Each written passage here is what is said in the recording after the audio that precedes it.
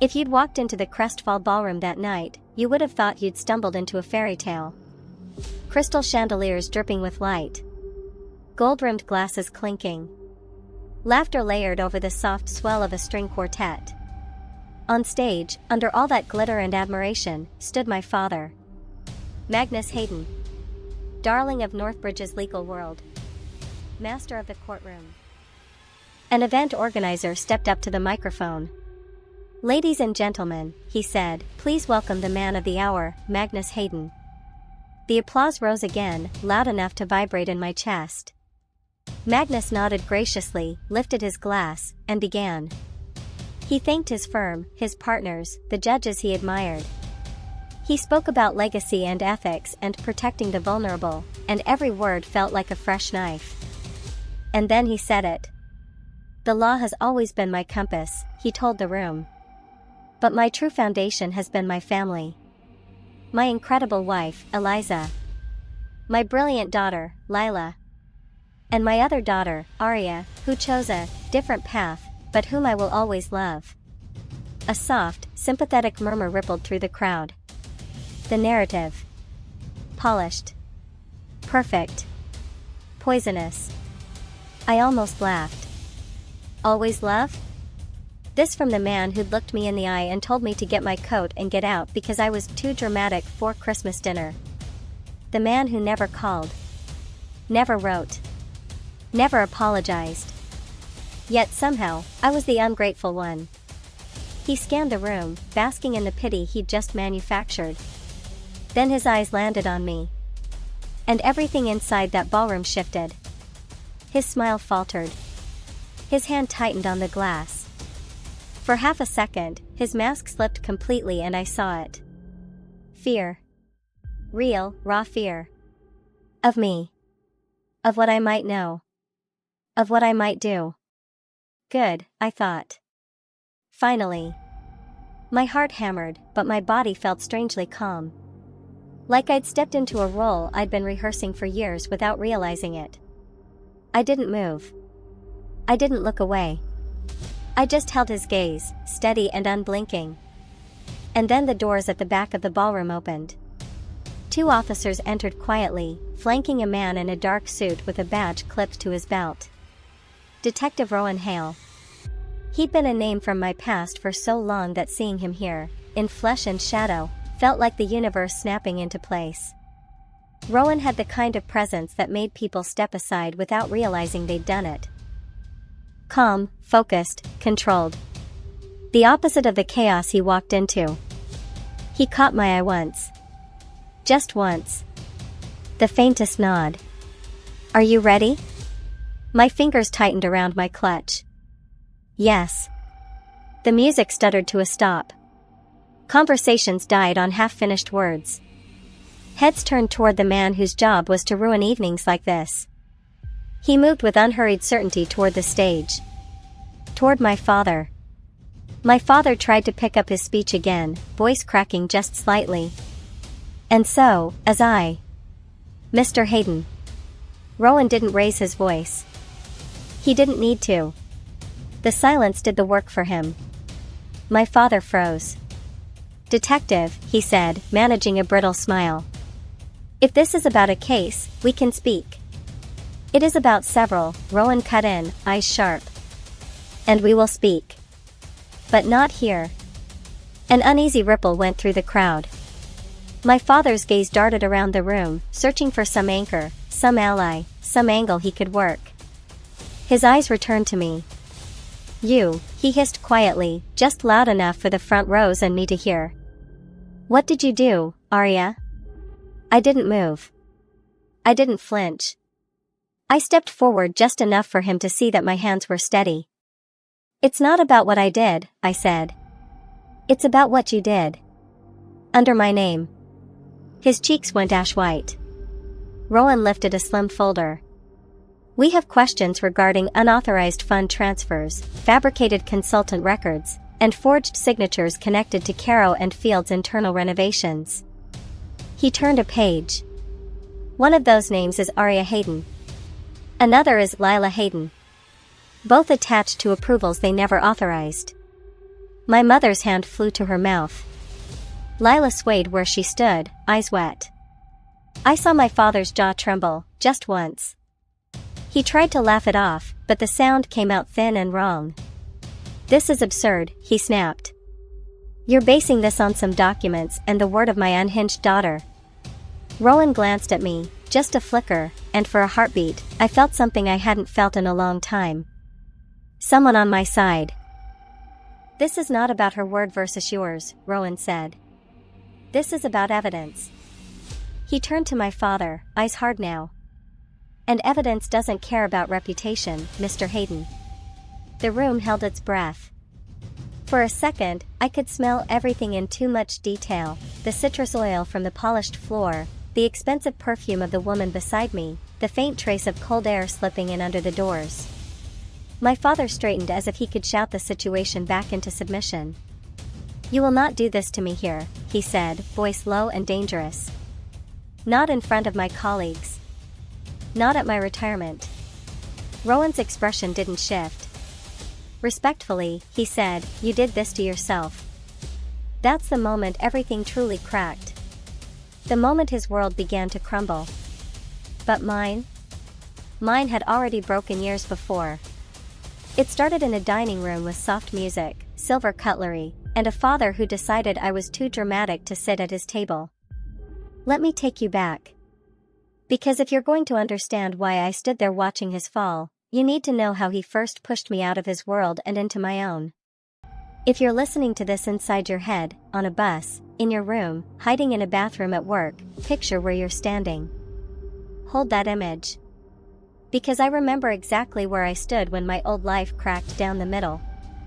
I was by the doorway of our dining room, holding a plate I never got to use. The Hayden house that night looked like the cover of a winter magazine. Garlands along the banister. Candles flickering down the table. A playlist of soft piano renditions of Christmas songs hummed in the background. The smell of roasted meat, cinnamon, and expensive wine wrapped itself around every room. Partners from my father's firm sat along the long table, with their spouses and perfectly dressed children, all pretending this night was about gratitude and family, when really it was about prestige. One thing was missing. A seat for me. I didn't notice at first. I'd been helping in the kitchen, carrying dishes, ferrying cutlery. I thought my place setting just hadn't been put out yet. Then I saw the table. Every seat taken. Every name card laid out. No Aria. I stared at the gap where my plate should have been, the ache starting in my throat before it reached my chest. Maybe it was a mistake. Maybe someone forgot. I held on to that hope like a lifeline. Then my father stood. He tapped his knife against his glass, commanding the room's attention. People quieted instinctively. He loved that. "I want to thank you all for coming," he began, voice smooth as the wine in his glass. "This year has been eventful. Professionally, challenging. Personally, enlightening." He chuckled. People smiled automatically. I felt my fingers tighten around the edge of the plate I was still holding. And then he dropped the match. "I know some of you have asked why one of my daughters isn't at the table tonight," he said lightly, like he was talking about an extra dessert. "To put it simply, she's been too dramatic this year. And I decided we're not doing theatrics at Christmas." The room fell into an awful, stretching silence. A laugh caught in some partner's throat and died there. Someone shifted in their chair, eyes flicking toward me and quickly away. My face flushed hot. I was right there. Standing not 10 feet away. "Dad," I managed, the word sounding wrong in my own ears. "I'm here." He turned slowly, as if I were a distant thought. "Aria," he said. He didn't even pretend to be pleased to see me. "We've been over this. You've made your choices, and I've made mine." My choices. Right. He meant the one where I turned down the prestigious law school pipeline he'd been grooming me for since I was 13, and chose architecture instead. The one where I refused to pretend my life's dream was arguing in court when all I wanted was to design spaces people could actually breathe in. You unenrolled from Lawford Academy without telling me, he continued, now addressing the table more than me. You walked away from connections people would kill for. You would rather sketch buildings, he put actual air quotes around it, than do something that matters. Something that matters. The plate shook in my hands. That's not fair, I said quietly. Architecture matters. People live their entire lives inside buildings, Dad. They feel safe or trapped or seen in those spaces. That matters. He gave a dry, dismissive laugh. Listen to that. Always so dramatic. There it was again. Too dramatic for the table. Too dramatic for the career he chose for me. Too dramatic for the story he liked to tell about his perfect family. My mother sat beside him, eyes pinned to the tablecloth. Her hands were folded in her lap so tightly the skin had turned pale. Lila, my older sister, stared down at her napkin, jaw tight. She knew what was coming. She'd known for weeks. I could see it in the way her shoulders tensed whenever my father and I were in the same room. I'm not dramatic, I said, louder now. Nothing about this felt theatrical. It felt like drowning and finally kicking to the surface. I'm just done letting you live my life for me. The words hung there like suspended glass. My father's eyes went flat. All warmth disappeared from his expression. You don't get to stand in my house and lecture me about your independence, he said coolly. Not when every opportunity you have came from me. My work. My sacrifices. He looked at his guests again. It's a shame, he added. Some children see the value in structure. Others, just like chaos. It wasn't just an insult. It was a rebranding. He wasn't just pushing me out. He was rewriting me in real time, in front of witnesses. Turning me from daughter into problem. Magnus, my mother whispered, finally. Maybe we shouldn't. He raised one hand slightly. She fell silent. We have guests, he said. And this is not the night to indulge her performances. Performances. The word hit harder than any shout. Something in me snapped. This isn't a performance, I said, voice shaking. This is my life. You don't want a daughter, you want a mirror. And I'm not wasting mine being your reflection. His jaw clenched. For a second, I thought he was going to explode. Instead, he did something worse. Get your coat, he said. My fingers went numb. What? You're done here, he said quietly. Ruthless. Final. If you won't respect this family, you don't stay in this family. You want it out? Congratulations. You've got it. Nobody moved. No one said my name. I looked at my mother. At my sister. At the table full of people who'd watched me grow up, who'd sat through my school plays and piano recitals and birthday dinners. Nothing. Just shifting eyes and awkward coughs and the sound of my father's world crowding me out. The plate in my hands felt suddenly heavy, useless. I set it down carefully, like it mattered, because if I didn't, I'd throw it at the wall.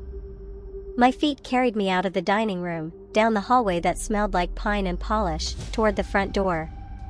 The coat rack loomed in front of me, the same one we'd hung scarves on as kids.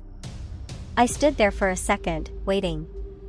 For my mother to follow. For Lila to shout, "This is insane." For anyone to say, "Stop." Nothing. Just the murmur of conversation slowly, awkwardly, starting again behind me. I took my coat. Opened the door. The cold hit me like a slap. Snow swirled lazily under the porch light. The Hayden house glowed behind me, every window warm. It looked like safety. It felt like exile. I stepped out and closed the door gently behind me. The latch clicked. That sound stays with you. Sometimes the end of a life doesn't come with a bang or a slammed door. Sometimes it comes with a soft click in winter air and a girl standing alone in the snow. Carrying nothing but a coat and a stubborn, shaking kind of hope. I didn't have a plan. What I had was an old hatchback with a temperamental engine and half a tank of gas. I drove until the Hayden neighborhood, clean sidewalks, trimmed hedges, symmetrical houses, faded into the rougher edges of Northbridge. City lights replaced Christmas lights. Street lamps drew halos in the snow. The air smelled more like exhaust than pine. Eventually, I parked behind a hulking brick warehouse, engine ticking as it cooled, and realized this was it. This was home now. The car. The cold. My backpack. Inside the bag. Sketchbook. Cheap laptop. Pens and pencils. Wallet with just enough money to make my bank account cry. One crushed granola bar. Everything else I owned sat in my old bedroom back at the house I'd just been exiled from. I didn't cry. Not then. Crying felt like confirming his story, that I was unstable, overly emotional, dramatic. Instead, I wrapped my coat tighter, tried to rearrange myself into a shape that fit the back seat, and forced my brain to focus on the one thing that had always kept me from falling apart. Design. Buildings. Spaces. The way streets and walls and windows change the way you breathe. I'd loved architecture since I was a kid, staring up at skyscrapers, imagining all the lives stacked inside them. My father had brushed it off as a phase. A phase that had survived every attempt he made to crush it. If he didn't want me at his table, fine. I'd build my own. The next morning, I used a cafe bathroom to make myself look less like someone who'd slept in a car, bought the cheapest coffee on the menu, and set up my laptop at a corner table. The screen glowed with all the hope I could fit into a browser window.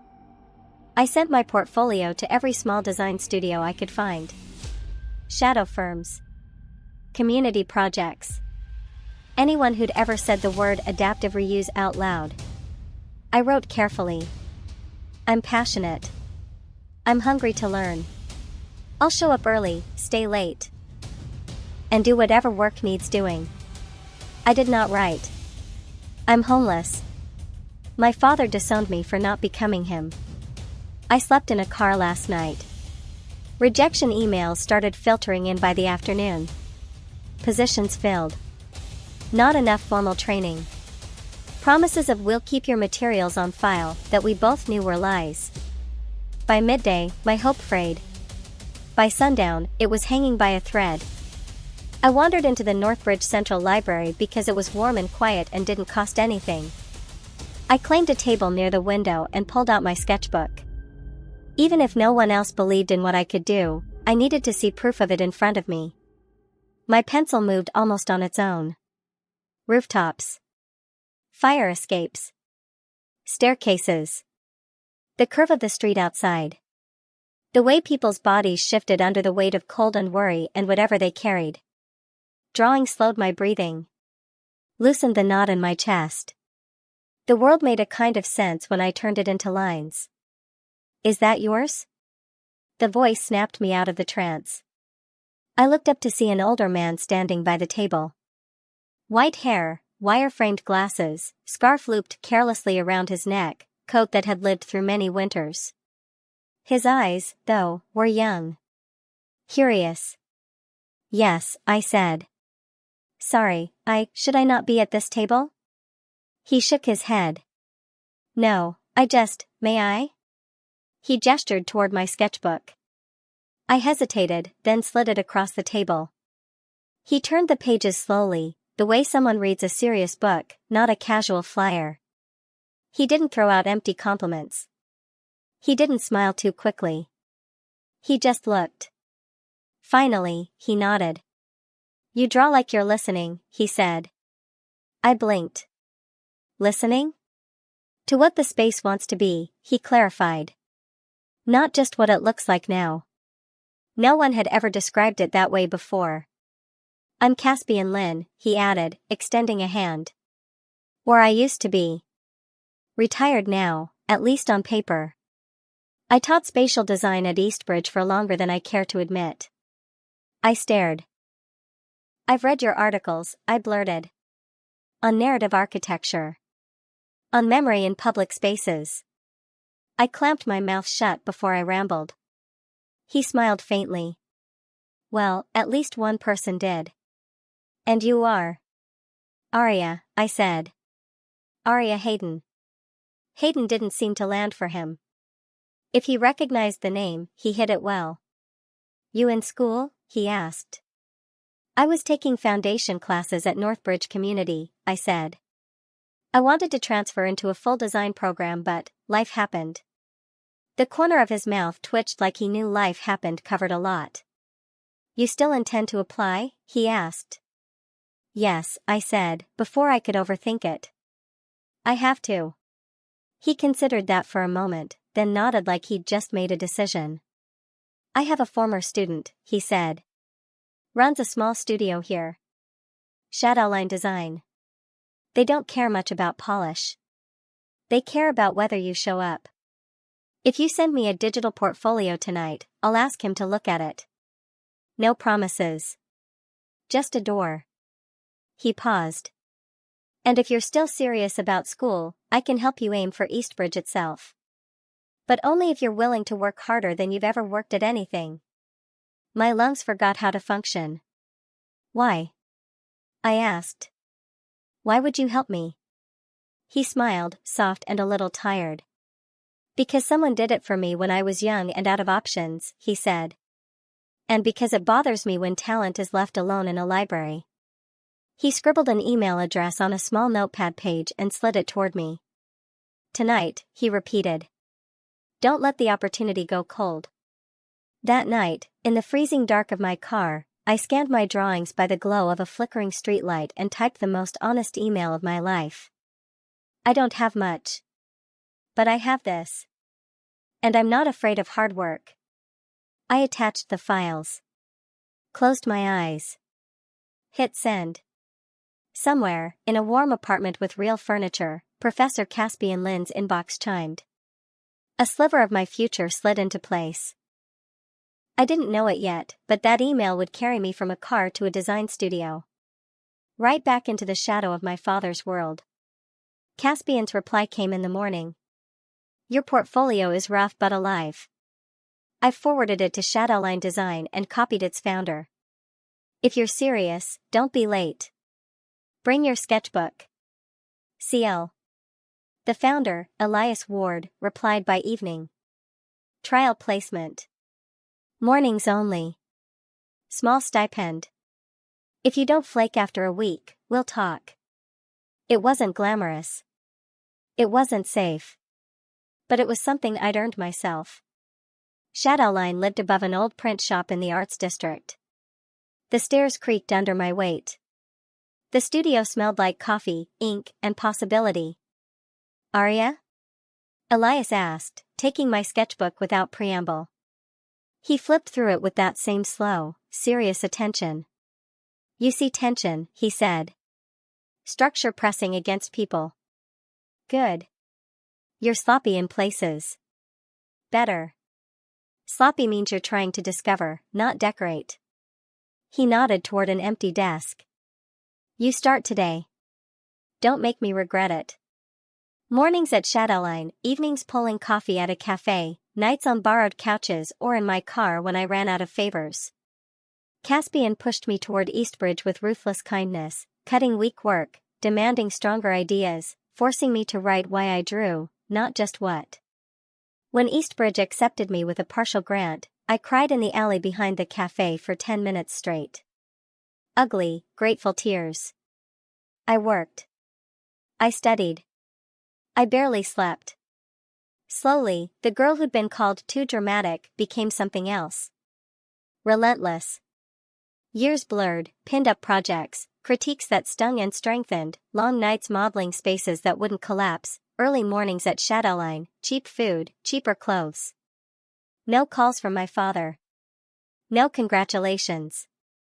No apology. Sometimes I thought of the house I'd left. Of my mother's eyes, full of something too tangled to name. Of Lila, quiet on the stairs as I walked out that night. I wondered what story he'd told them about me. I found out later. Graduation came with a black gown, a flimsy cardboard hat, and a sense of unreality. I walked across the stage alone. My family's row was empty. At the back, though, I saw Caspian, clapping like his hands might fall off.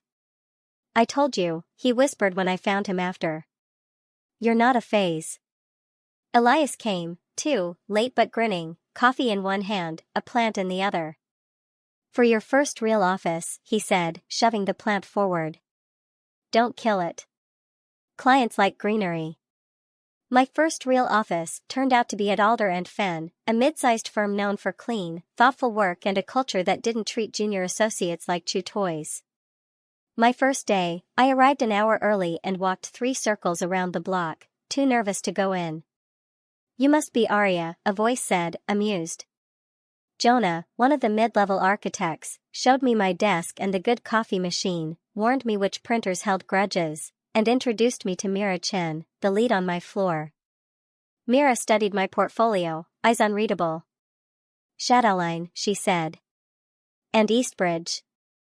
You've seen both chaos and structure. Good.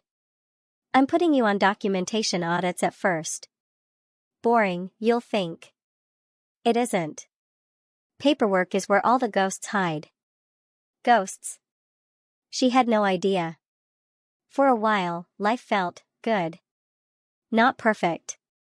Not easy. But real. I had a tiny apartment with a door that locked and floors that creaked and sunlight that hit the wall just right in the morning. I had work that mattered, even when it was tedious. I had a future that didn't belong to my father. And then one afternoon Mira sent an email. "We've been hired to review the renovation plans and prior phases for one of Caro and Field's primary office buildings. There have been concerns about irregularities. I'd like you on the document team. Your eye for detail is useful." Caro and Field. A corporate law firm. One of my father's old circles, or so my memory teased, without full clarity. I didn't realize that in answering that email, I wasn't just taking on another assignment. I was stepping straight into the middle of his secrets. At first, it was just as dry as promised.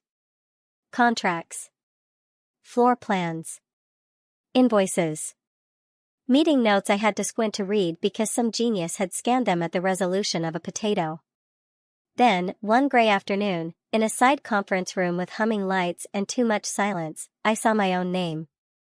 It was printed neatly under an approval line. External Consultant Review, A. Hayden. Above it, in familiar ink, was a signature. My signature. The same odd looping flourish at the end of the N I'd made since high school. I stared at it for so long my eyes blurred. Then I forced myself to check the date.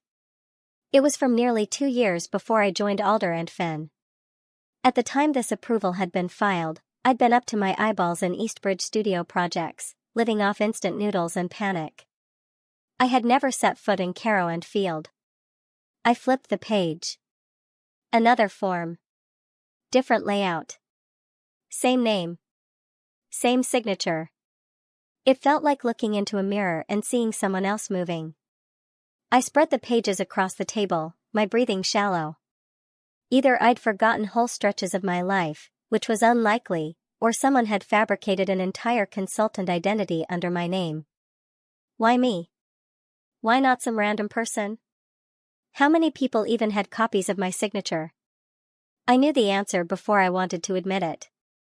My father had. School forms. Bank documents. The times he'd taken papers from my hands with a brisk, "I'll scan it." A chill crawled across my skin. I dug deeper into the file. That's when I saw Lila's name. Typed beneath a transfer of 620,000 credits, no contractor, no work description, no invoices, no nothing. Just discretionary restructuring reserve, internal oversight only. Her signature hovered above it. My heart tried to climb up my throat. She wasn't an architect. She didn't work in that sector. She was a junior lawyer in my father's orbit, used to signing whatever routine paperwork he slid in front of her. My hand shook as I took notes. Document IDs. Dates. Amounts. Every place my name or hers appeared. It wasn't random. Someone in Caro and Field, someone close to my father, had built a ghost framework using the identities of his daughters. If it all blew up, who would they blame? The unstable one and the naive one. Not the man towering over them. I needed help. Not from anyone inside the firm, this went deeper than a QA flag. I needed someone who understood how legal systems bent. Someone who wasn't afraid of the Haydens.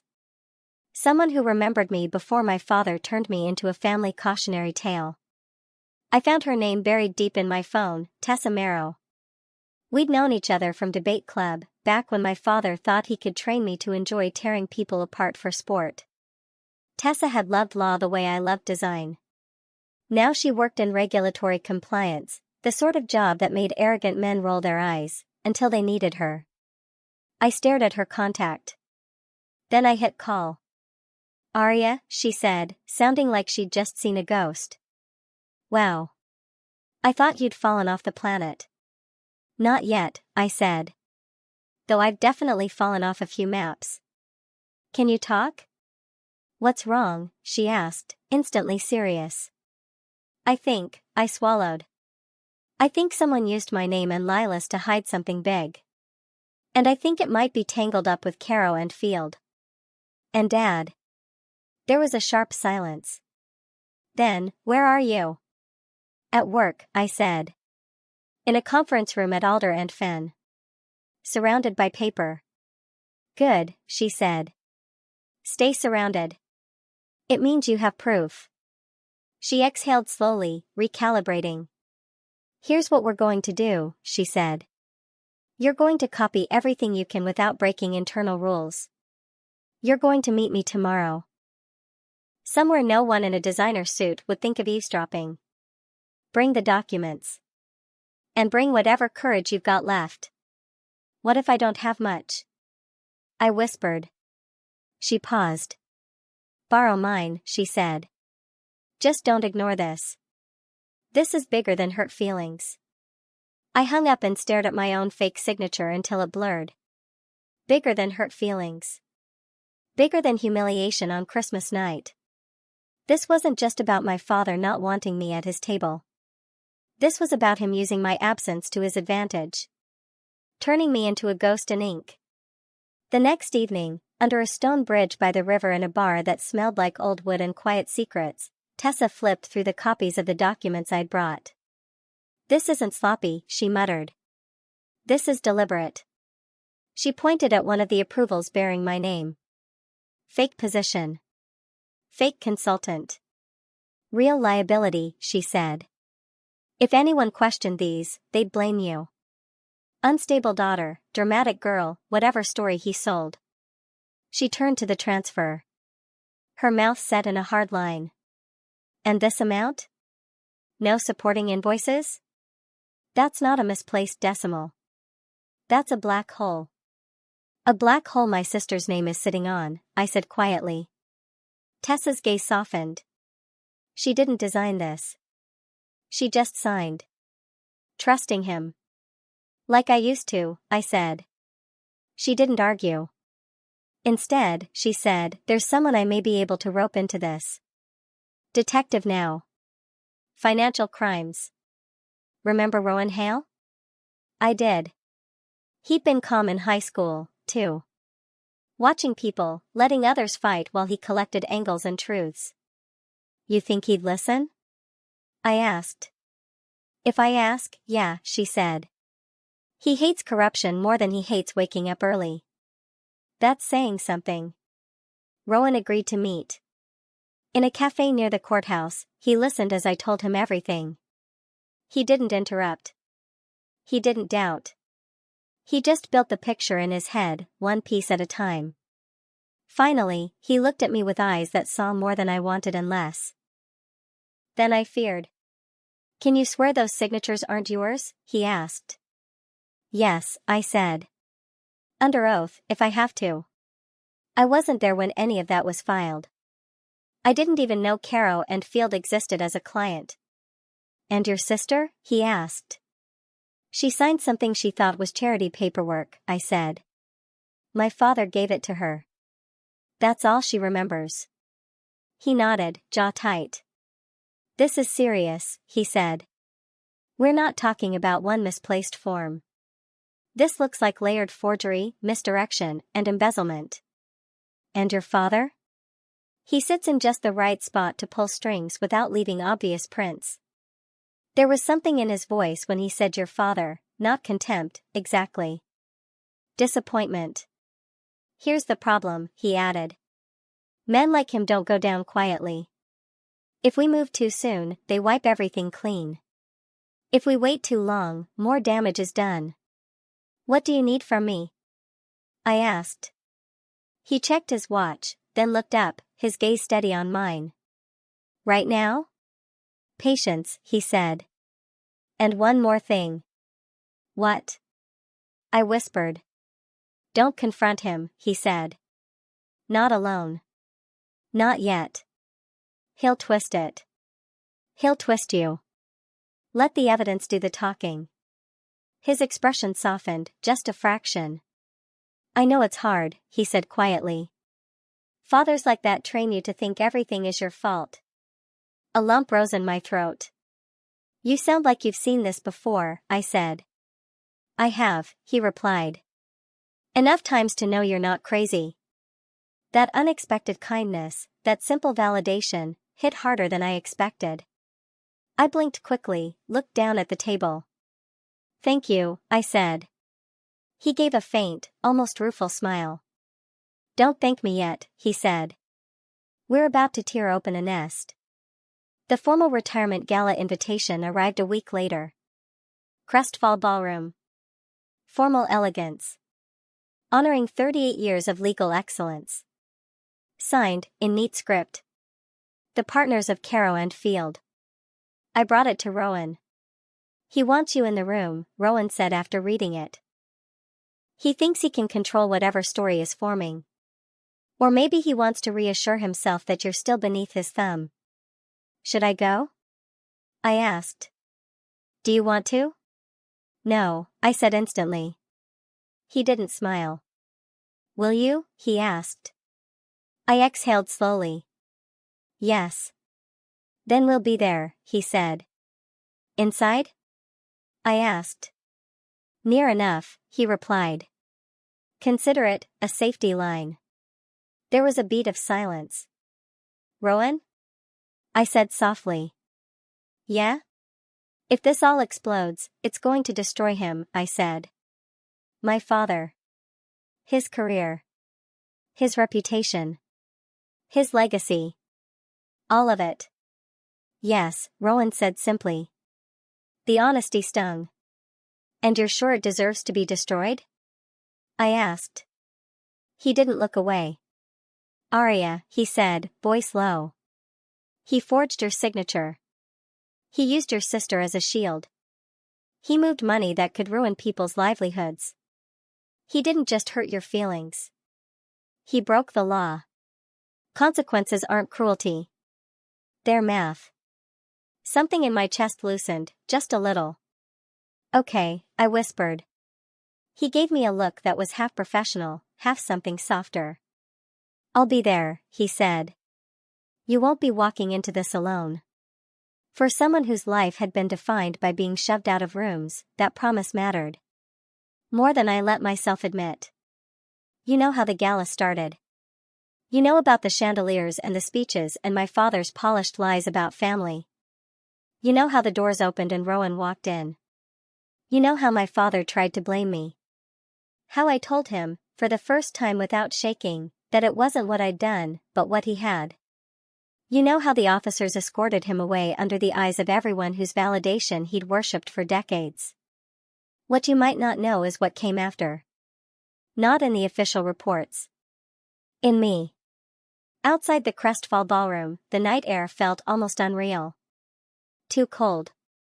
Too clear. I walked until the swell of voices faded behind me and the city sounds took over, the whoosh of passing cars, the rumble of a distant train. The hum of street lights. I ended up by the river without meaning to. The water moved slow and dark, carrying reflections of the skyline. I gripped the railing and finally let myself breathe. Not the shallow, panicked breaths I'd been using to stay composed in there. Real breaths. Deep, burning, alive ones. My father had been walked out of his own celebration. His lies cracked in front of 100 people. All the narratives he'd spent years weaving about me, the dramatic disappointment, the ungrateful daughter, the girl who ran away, they'd started to unravel the moment someone in that room saw that the truth didn't match the story. I wasn't vindictive. But I was done carrying the weight of his choices. Footsteps approached behind me. "Quite a view," a familiar voice said. I turned. Rowan stood a few steps away, coat collar turned up against the cold, hands in his pockets. He looked more tired than heroic. Somehow, that made him feel more real. "Do you always follow people to rivers after arresting their fathers?" I asked dryly. A corner of his mouth lifted. "Only the ones who bring me forged consultant files and 600,000 credit black holes." I huffed a breath that was almost a laugh. "Is he?" I asked. "At the station," Rowan said. "He's not under arrest yet, not formally. But he's not going home to his kingdom tonight either." I nodded slowly, turning back to the water. "I thought I'd feel happier," I admitted. Watching him panic like that. Seeing him cornered. I thought it would fix something. "And?" he asked. "It didn't," I said.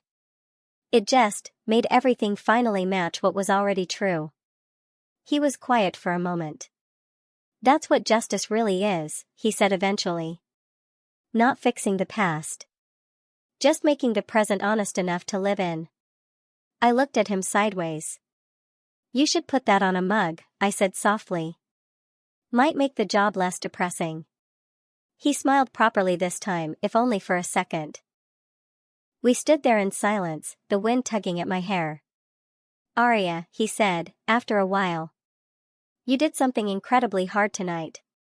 You didn't just expose a corrupt attorney. You exposed your father. In front of everyone whose opinion he worshipped." "I didn't have a choice," I said. "You had plenty," he replied. "You could have burned those documents. Blamed yourself. Stayed small. People do it all the time." He paused. "You didn't." That landed somewhere deep. "Were you scared?" I asked, surprising myself. He shrugged, eyes on the water. "Of him," he said. "No. Of what this reveals about how far people will go to protect an image. Always." He glanced at me. "Of what it might do to you." "Yeah. A little." My chest tightened. "I'll be okay," I said. "I survived sleeping in a car all winter. I can survive this." "I know," he said. "That's not the point." "What is the point?" I asked. "That you don't have to do the next parts alone," he said quietly. The words settled over us, soft and unexpected. "Are you allowed to say that?" I asked. "Aren't there rules about detectives being—" "I don't know, human?" "Strictly off the record," he said. "Very scandalous." I smiled despite everything. For a moment, the whole mess, the investigation, the hearings that would come, the headlines that would slice my father's name into something unrecognizable, felt a little more survivable. Not because I was unforgivable or he was unstoppable. But because I wasn't the only one holding the truth anymore. The official story will say that evidence surfaced, that an investigation was launched, that the law moved slowly but decisively against a man who believed he was above it. Some articles will frame it as a tragedy. Others as a cautionary tale. There will be columns about ethics and law and the danger of unchecked power. What they won't say is that, long before that night, there was a girl told she was too dramatic to sit at her father's table. A girl who slept in her car behind a warehouse. Who drew until her fingers went numb. Who built a life out of pencil lines and second chances. A girl whose name was turned into a shield. Who turned it back into a sword. I thought exposing my father would be the end of my story. It wasn't. It was the end of his story in my life. Not mine. Mine was just starting. With a tiny apartment in a city I chose. With work that reflects who I am, not who someone wanted the world to see. With a sister slowly untangling herself from a man she thought she had to please forever. With a mother finally looking at herself in the mirror and seeing more than someone's wife. And maybe, with a detective who understands that being too much in a world built on silence is sometimes the bravest thing you can be. If you've ever been told you're too dramatic, too sensitive, too emotional for the people who are supposed to love you, here's what I learned standing in the snow outside my own front door and again under the chandeliers of a gilded ballroom. Sometimes too dramatic just means you're refusing to make yourself small enough to fit inside someone else's lie. And sometimes the loudest thing you will ever do is tell the truth and not apologize for it. That's what they never saw coming. Not the paperwork. Not the detective. Not the public humiliation. Me. Still here. Still standing. Still building. Please click the subscribe button, like, share and comment. This will encourage me to make more interesting stories. Also let's know where you are watching from. Thank you and see you in the next story.